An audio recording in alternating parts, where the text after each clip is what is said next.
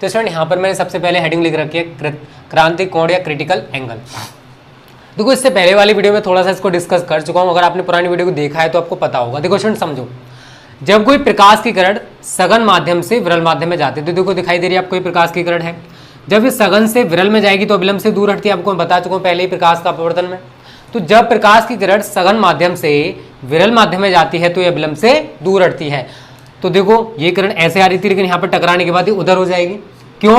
क्योंकि आप सभी को पता है कि जब प्रकाश की किरण सघन से विरल में जाएगी तो सघन माध्यम में प्रकाश का जो वेग है वो कम होगा, क्योंकि वहां पर डेंसिटी ज्यादा है।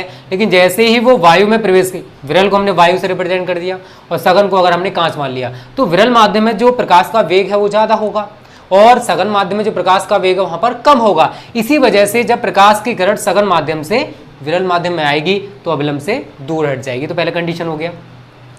अगर मैं आपसे कहूं कि आपतन कोण का मान थोड़ा सा बढ़ा दो, आपतन कोण का मान थोड़ा सा बढ़ा दें, तो हम क्या हो सकता है कि यो अपवर्तित किरण थी, थोड़ी सी रोटेट हो रही थी, तो ये हो सकता है कि बिल्कुल ऐसे करके रोटेट हो जाए। तो हमने क्या किया, आपतन कोण का मान थोड़ा सा बढ़ा दिया। देखो यहाँ पर थोड़ा सा बढ़ गया, तो जो प्रकाश की किरण ऐसे जा रही थी अब वो ऐसे जाएगी। कैसे जाएगी? ऐसे। तो यहाँ पर एंगल कितना बनेगा स्टूडेंट? 90 डिग्री का। कितना बनेगा? 90 डिग्री का। तो इसी को हमने क्रांतिक कोण नाम दिया है। क्या? इसी को हमने क्रांतिक कोण नाम दिया है। डेफिनेशन में भी बताने वाला हूं। और तीसरा डायग्राम स्टूडेंट मैंने दिखाया है कि अगर आपतन कोण का मान क्रांतिक कोण से भी थोड़ा सा ज्यादा कर दिया जाए, यहां पर आप क्या देख रहे हो कि हमने आपतन कोण का जो मान है वो क्रांतिक कोण से थोड़ा सा बड़ा कर दिया। तो इसका मतलब क्या है, अभी यहां पर 90 डिग्री के एंगल पर रोटेट हो रही थी अपवर्तित किरण, अब क्या होगा स्टूडेंट? ऊपर की ओर। कह सकते हैं कि अगर हमने आपतन कोण का मान क्रांतिक कोण से थोड़ा सा ज्यादा कर दिया तो अब विरल माध्यम में तो प्रकाश की किरण बिल्कुल नहीं आने वाली, बल्कि वो उसी माध्यम में वापस लौट जाती है। तो ये तीन डायग्राम है। ये तो हमारा अपवर्तन है जो आप पढ़ चुके हो, ये क्रांतिक कोण को रिप्रेजेंट कर रहा है और ये पूर्ण आंतरिक परावर्तन को रिप्रेजेंट कर रहा है। ठीक है, इसको लिख सकते हो, लिखना चाहते हो तो ये हमारी आपतित किरण है और ये हमारी परावर्तित किरण है। ठीक है, सेम सभी में होगा। यहां पर ये अपवर्तित किरण होगी। और डेफिनेशन क्या लिखोगे स्टूडेंट क्रांतिक कोण की? तो यहां मैं डेफिनेशन लिख दे रहा हूं। क्रांतिक कोण सघन माध्यम में बना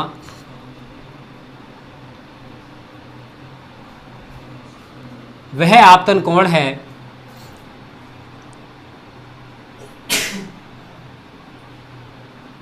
जिसके लिए विरल माध्यम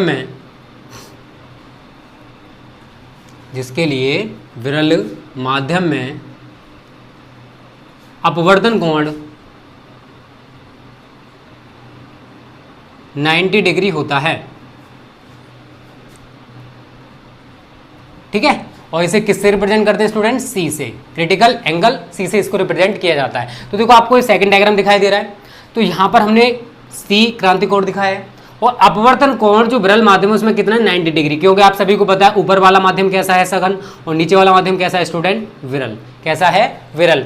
तो क्रांतिक कोण सघन माध्यम में बना वह आपतन कोण है जिसके लिए विरल माध्यम में अपवर्तन कोण 90 डिग्री होता है। क्या रटना पड़ेगा?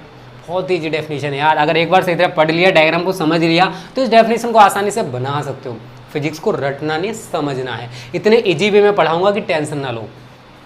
टिल नवंबर आपका फिजिक्स एंड केमिस्ट्री का कोर्स कंप्लीट करा दिया जाएगा। टेंशन ना लो, पूरा कोर्स कंप्लीट कराएंगे यार।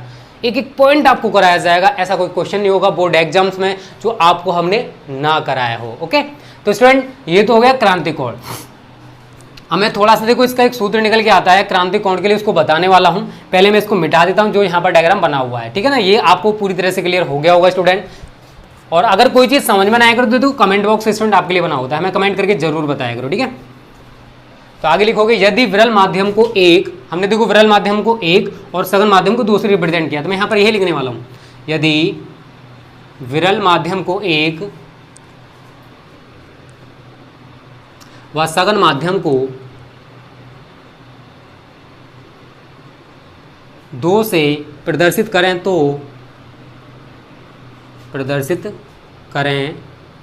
तो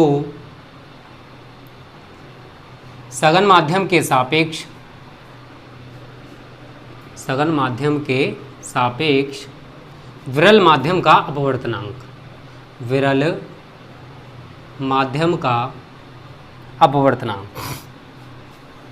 देखो स्टूडेंट सब, अब देखो मैंने क्या माना है कि जो विरल माध्यम है उसको तो हमने 1 से रिप्रेजेंट किया है और जो सघन माध्यम है उसको हमने 2 से रिप्रेजेंट किया है। तो सघन माध्यम के सापेक्ष इस विरल माध्यम का अपवर्तनांक कितना होगा, आप सभी पढ़ चुके हो स्नेल्स लॉ।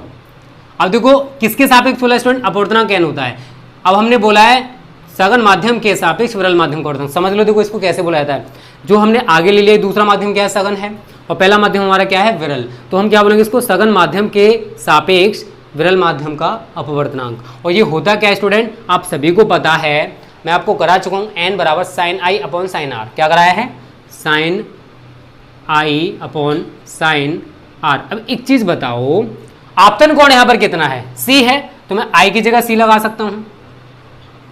क्या लगा सकता हूं, ये किसके अकॉर्डिंग है, स्नेल के नियम अनुसार, ठीक है ना, स्नेल के नियम से। अब देखो r कितना है 90 डिग्री, तो मैं यहां पर साइन 90 लगाऊंगा। कितना लगाऊंगा, साइन 90। तो ये क्या होगा हमारा 2n1। अब साइन 90 का मान आप सभी को पता है कितना होता है स्टूडेंट, 1 होता है। कितना होता है, 1। तो साइन c अपॉन 1 हो जाएगा 2n1।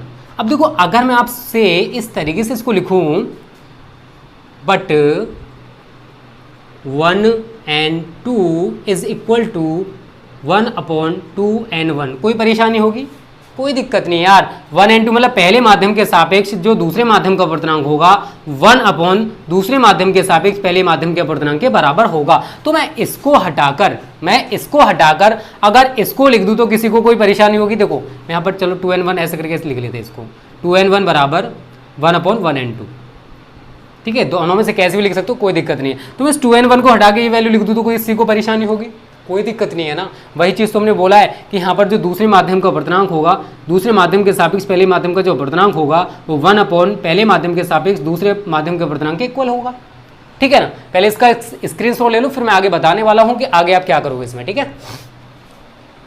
बहुत ईजी है, कुछ भी नहीं, अगर सही तरह पढ़ोगे ना फिजिक्स बहुत ईजी है। और अगर आपने मेंटलिटी में बैठा लिया कि फिजिक्स हमको नहीं आएगा तो वो आएगा नहीं, क्योंकि आपकी सोच ने उसको टफ बना दिया है। फिजिक्स टफ नहीं है बट आपकी सोच ने उसको बना दिया, ठीक है।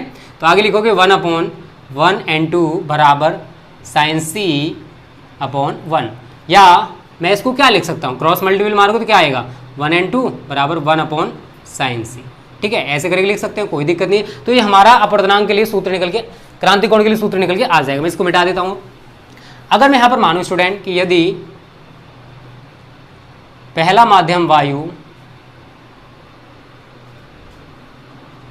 व दूसरा माध्यम कांच हो, तो ऐसे करके हमने मान लिया दूसरा माध्यम क्या है हमारा, कांच, ठीक है, कांच हो तो।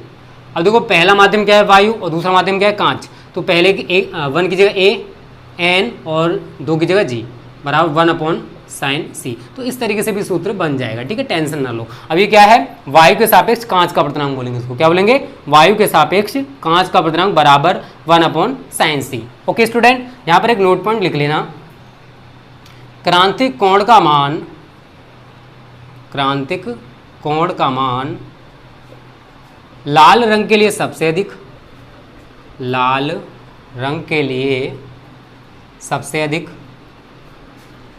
तथा बैंगनी रंग के लिए सबसे कम होता है, ठीक है ना। इस पॉइंट को याद रखना स्टूडेंट, बैंगनी रंग के लिए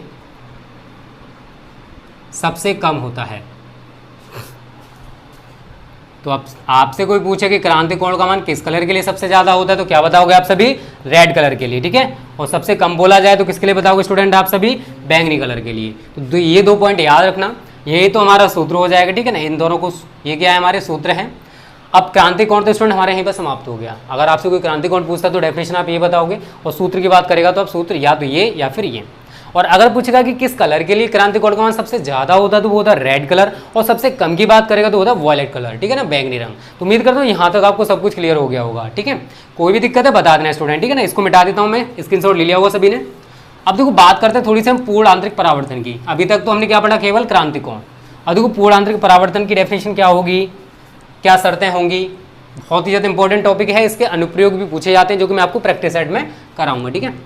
पूर्ण आंतरिक परावर्तन, पूर्ण आंतरिक परावर्तन डेफिनेशन पहले समझ लो कैसे बनाओगे, टोटल इंटरनल रिफ्लेक्शन। डेफिनेशन रटना नहीं यार, समझना है। थर्ड डायग्राम मैंने बोला था ना आपसे कि पूर्ण आंतरिक परावर्तन का है, डेफिनेशन क्या बनाओगे, यदि आपतन कोण का मान क्रांतिक कोण से थोड़ा सा ज्यादा कर दिया, यहां पर क्रांतिक कोण बन रहा है, अगर हमने इससे थोड़ी सी वैल्यू को बढ़ा दिया, यदि आपतन कोण का मान क्रांतिक कोण से थोड़ा सा अधिक कर दिया, तो संपूर्ण आपतित प्रकाश वापस उसी माध्यम में लौट जाता है। मतलब हम जितना भी प्रकाश आपतित करेंगे, जितना भी प्रकाश डालेंगे, वो सारा का सारा वापस उसी माध्यम में लौट आएगा। या फिर हम कह सकते हैं कि जो घटना परावर्तन में होती है वो यहाँ पर होने वाली है, क्योंकि आप सभी को पता है कि परावर्तन में होता क्या, जब भी हम कोई प्रकाश किसी चिकने और पॉलिशदार किए हुए तल पर गिराते हैं तो सारा का सारा प्रकाश वापस उसी माध्यम में लौट आता है, और यही यहाँ पर हो रहा है। कब होगा, जब आपतन कोण का मान क्रांतिक कोण से थोड़ा सा ज्यादा है, तब हमारी ये कंडीशन बनती है। ठीक है ना, डेफिनेशन बना लोगे, यदि आपतन कोण का मान क्रांतिक कोण से थोड़ा सा अधिक कर दिया जाए तो संपूर्ण आपतित प्रकाश वापस उसी माध्यम में लौट जाता है। यह घटना टोटल इंटरनल रिफ्लेक्शन कहलाती है, पूर्ण आंतरिक परावर्तन कहलाती है। अब इसकी भी शर्तें हैं स्टूडेंट, दो शर्तें हैं, कभी कभी ये शर्तें भी आपसे पूछ लेता है। पहली शर्त क्या है, प्रकाश का सघन माध्यम से विरल माध्यम में प्रकाश जा नहीं रहा है, लेकिन एक कंडीशन है कि प्रकाश हमेशा सघन से विरल में जाना चाहिए। तो यहां पर ये लिख सकते हो, प्रकाश का सघन माध्यम से विरल माध्यम में जाना आवश्यक है, विरल माध्यम में जाना आवश्यक है। सेकंड कंडीशन है स्टूडेंट, आप सभी को पता है कि आपतन कोण का मान क्रांतिक कोण से अधिक होना चाहिए। यहां पर लिख सकते हो, आपतन कोण का जो मान है वो क्रांतिक कोण से अधिक होना चाहिए। तो पूर्ण आंतरिक परावर्तन की स्टूडेंट दो शर्तें हैं। पहली शर्त क्या है कि प्रकाश जो है वो सघन माध्यम से विरल माध्यम में जाना चाहिए, और सेकंड शर्त है कि आपतन कोण का मान क्रांतिक कोण से थोड़ा सा अधिक होना चाहिए। अगर ये दो शर्तें हैं तो वो पूर्ण आंतरिक परावर्तन की शर्तें कहलाएंगी। पूर्ण आंतरिक परावर्तन किसे कहते हैं, क्लियर हो गया। शर्तें स्टूडेंट उम्मीद करता हूं आपको क्लियर हो गई होंगी। ठीक है, तो यहां तक आपको समझ में आ गया स्टूडेंट, क्रांतिक कोण क्या होता है, पूर्ण आंतरिक परावर्तन क्या होता है। ठीक है, एक और हेडिंग पढ़ लो स्टूडेंट, रेखीय आवर्धन। रेखीय आवर्धन, लाइनर मैग्नीट्यूड। इसमें न्यूमेरिकल्स हैं इसलिए मैं इसको करा रहा हूं, नहीं तो इतना इंपॉर्टेंट नहीं है ये। तो यहां पर कुछ नहीं, इसको एम से रिप्रेजेंट करते हैं, प्रतिबिंब की लंबाई बटे वस्तु की लंबाई। प्रतिबिंब की लंबाई को अगर मैं आई से दिखा दूं और इसको मैं ओ से दिखा दूं तो कोई दिक्कत नहीं है, ठीक है ना। और तो इन्हीं का रेशियो हमारा क्या कहलाता है, रेखीय आवर्धन। लेकिन इसकी एक शर्त है कि जो दूरी हमने मापी है वो जो हमारी मुख्य अक्ष होती है उसके लंबवत नापी जानी चाहिए। जैसे अगर मैं बात करूँ ये हमारी मुख्य अक्ष है, तो आप ये लंबवत होगी नहीं होगी। अगर ये हमारी वस्तु है तो उसका प्रतिबिंब इस तरीके से हमने दर्पण के द्वारा बना दिया, तो ये भी लंबवत होनी चाहिए और ये भी लंबवत होनी चाहिए, ठीक है ना। ये शर्त हो जाएगी।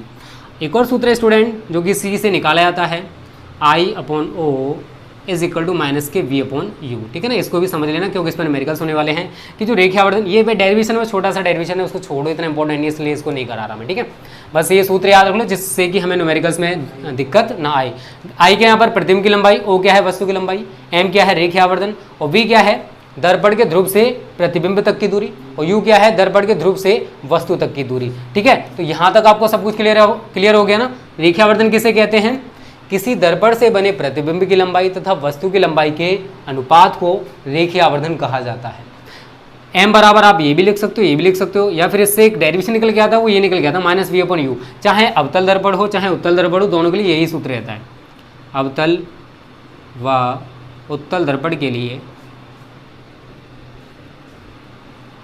समान सूत्र रहता है, समान सूत्र रहता है, ठीक है। तो इसमें उम्मीद करता हूँ यहाँ तक आपको सब कुछ क्लियर हो गया होगा। अगर फिर भी कोई परेशानी है तो मुझे कमेंट करके जरूर बताना। तो आज की वीडियो को तो स्टूडेंट यहीं पर समाप्त करते हैं। उम्मीद करता हूँ आपको आज की वीडियो पसंद आई होगी। पसंद आई तो वीडियो को लाइक जरूर किया करो यार। अगर आप लाइक करोगे मुझे मोटिवेशन मिलेगा और मैं आपको रेगुलर बेसिस पे वीडियो प्रोवाइड करने की कोशिश करूँगा। देखो स्टूडेंट, जब तक मुझे मोटिवेट नहीं करोगे तो कैसे हो सकता है कि आपका कोर्स मैं जल्दी से कंप्लीट कराऊँ। तो एक लाइक से कुछ बिगड़ता है क्या, कुछ नहीं बिगड़ता यार, कर दिया करो, कंजूसी मत करो। तो स्टूडेंट आज वीडियो पे समाप्त करते हैं। वीडियो को लाइक करते हैं, वीडियो को जैसे शेयर करना जिससे आपकी तरफ बहुत सारे स्टूडेंट्स भी इन वीडियोस का फ्री फायदा उठा सकें। ओके स्टूडेंट्स, थैंक यू, जय हिंद, जय भारत।